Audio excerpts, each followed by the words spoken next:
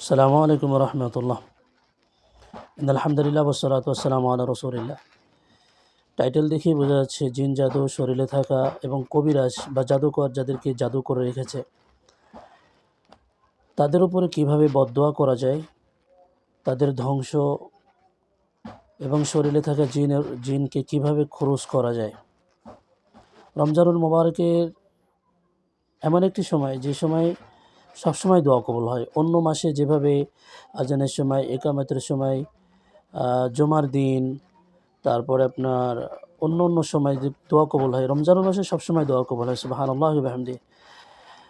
তো রমজানুল মুবারকে শেষ দশকে এবং রমজান যখন শুরু হয় তখন জিনের রোগীরা কিছুটা অসুস্থ হয়ে যায় এবং তাদের সিয়াম, রোজা, কোরআন তেলাওয়াত, জিকির আজকারে অনীহা অনেকটা বেড়ে যায়। অসুস্থতা, শারীরিক অসুস্থতা আমরা জানি, যারা রোকিয়া সম্পর্কে জানি, জিন জাদুতে আক্রান্ত থাকলে তাদের শারীরিক মানসিক রোগ সৃষ্টি করে জিন।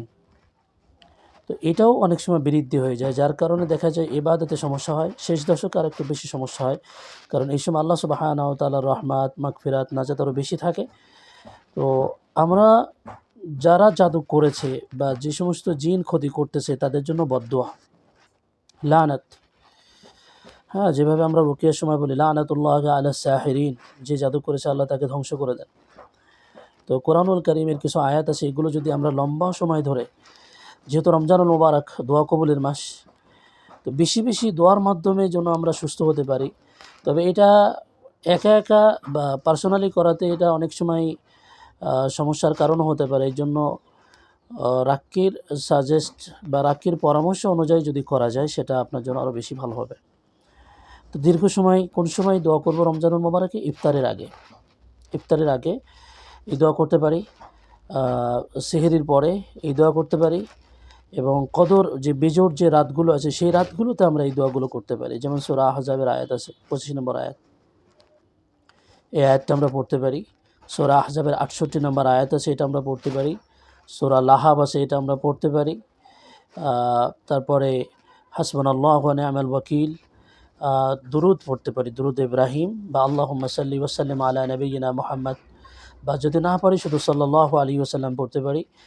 বিশেষ একটা সময় নির্বাচন করা, বিশেষ করে ইফতারের আগে দোয়া কবুল হয়, সেহরির সময় দোয়া কবুল হয়, বা কদরের রাত, বেজোড়ের রাত তো নির্দিষ্ট করা বলা হয়নি, কদরের রাত্রে দোয়া করলে দোয়া কবুল হয়।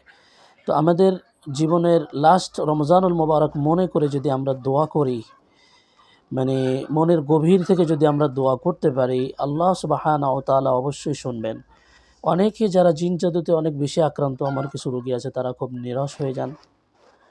তাদেরকে যতই কোরআন হাদিস দিয়ে বোঝায়, তাদের গার্জিয়ান, সে নিজে অনেক সময় নিরাশ হয়ে যান।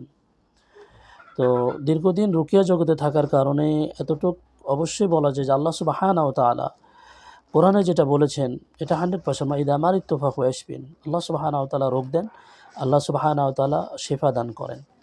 আরও একটু গুরুত্বপূর্ণ কথা, যে রমজানুল মুবারকে অনেকের আছে যে কিছু কিছু ব্যক্তির আছে সালাতে সবথেকে বেশি বাধা, তাহলে সালাতটাকে আঁকড়ে ধরা। কোরআন তেলাওয়াতে বেশি বাধা, তাহলে কোরআন তেলাওয়াতটাকে আঁকড়ে ধরা। তো মাসনুন ওজিফায়, মাসনুন আমলে বেশি বাধা, তাহলে মাসনুন ওজিফাটা আঁকড়ে ধরা বেশি করে। আমাদের এই 8টা অথবা 7টা সিয়াম আছে, এর ভিতরে আমরা যদি আরও বেশি বেশি দোয়ার মাধ্যমে আমাদের শরীরে থাকা জাদুকরের পাঠানো, এরপর যদি আমরা গভীরভাবে দোয়া করতে পারি, আমরা নাম ধরে ধরে, আল্লাহ আমার বিবাহের উপরে থাকা জাদুকে ধ্বংস করে দেন, আল্লাহ আমার সুস্থতার উপরে থাকা জাদুকে ধ্বংস করে দেন, আল্লাহ আমার পড়াশোনার উপরে থাকা জাদুকে ধ্বংস করে দেন, আল্লাহ আমার রিজিকের উপরে থাকা জাদুকে ধ্বংস করে দেন, আল্লাহ আমার সংসারের উপরে থাকা জাদুকে ধ্বংস করে দেন।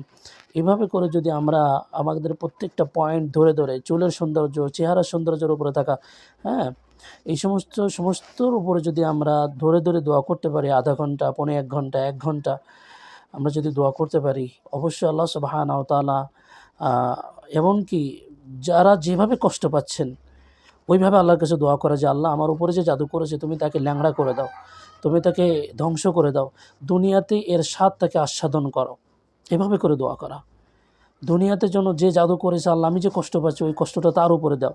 যে জিন আমাকে কষ্ট দিচ্ছে, যে খাদেম আমাকে কষ্ট দিচ্ছে, যে আশিক আমাকে কষ্ট দিচ্ছে, এমন কষ্ট তার উপরে আল্লাহ আপনি নাজিল করেন। এইভাবেই করে আল্লাহর কাছে সুবহানাহু ওয়া তাআলার কাছে যদি বদদুয়া করা যায়, মানে সেলফ রুকিয়ার মাধ্যমে, যেটা বললাম সূরা আহজাবের 25 নম্বর আয়াত, সূরা আহজাবের 68 নম্বর আয়াত, সূরা লাহাব, হাসবুনাল্লাহু ওয়া নি'মাল ওয়াকিল, আস্তাগফিরুল্লাহ, দুরুদ ইব্রাহিম বা দুরুদের মাধ্যমে বেশি বেশি করে যদি আমরা দোয়া করতে পারি, আল্লাহ সুবহানাহু ওয়া তাআলা আমাদেরকে অবশ্যই সুস্থ করবেন। আল্লাহ কোরআনে বলেছেন, ওয়াইদা মারিতু ফাহুয়া ইয়াশফিন, সুস্থতা, তোমরা যখন অসুস্থ হও, সুস্থতা আমির ইব্রাহিম আলাইহিস সালামে দোয়া করেছিলেন।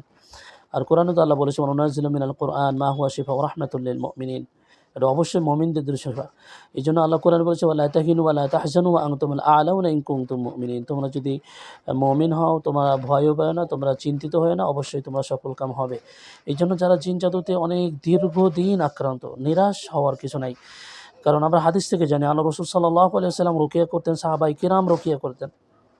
আল্লাহ রসুলের কাছে একজন মহিলা আসলেন এবং বললেন তার জন্য দোয়া করতে যেন সুস্থ হয়ে যায়। আল্লাহ রসুল তাকে সুসংবাদ দিলেন জান্নাতের, যে তুমি যদি এর থেকে সুস্থতা চাও না জান্নাত চাও। তিনি বললেন জান্নাত চাই, তবে এতটুকু দোয়া করেন যে আমি যখন জ্ঞান হারিয়ে ফেলি তখন যেন আমার পোশাক, মানে আমার সতর জন্য মানে মানে প্রকাশ না পায়।